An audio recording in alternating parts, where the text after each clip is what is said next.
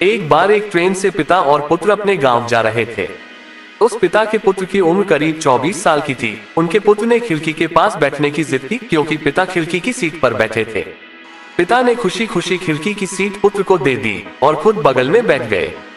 Train में आसपास और भी यात्री बैठे थे। ट्रेन जब चलने लगी तो पुत्र बड़ी उत्सुकता से चिल्लाने लगा, देखो पिताजी, पेड़ पीछे जा रहे हैं, बादल भी पीछे छूट रहे हैं। पिताजी भी उसकी हाँ में हाँ मिला रहे थे।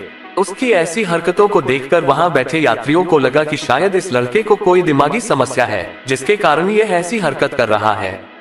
जब वह बहुत देर तक ऐसी अजीबोगरीब हरकत करता रहा तो पास बैठे एक यात्री ने पिता से पूछा कि आप अपने पुत्र को किसी अच्छे डॉक्टर को क्यों नहीं दिखाते, क्योंकि उसकी हरकतें सामान्य नहीं है, हो सकता हो कि उसको कोई दिमागी बीमारी हो। उस यात्री की बात सुनकर पिता ने कहा, हम अभी डॉक्टर के पास से ही आ रहे हैं। पिता की बात सुनकर यात्री को आश्चर्य हुआ तो पिता ने बताया कि मेरा पुत्र जन्म से ही अंधा था। कुछ दिन पहले ही इसको आंखों की रोशनी प्राप्त हुई है।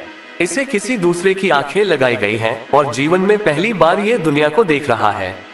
यह इसलिए ऐसी हरकत कर रहा है क्योंकि ये सारी चीजें इसके लिए एकदम नहीं है, ठीक वैसे ही जैसे किसी छोटे बच्चे के लिए होती हैं।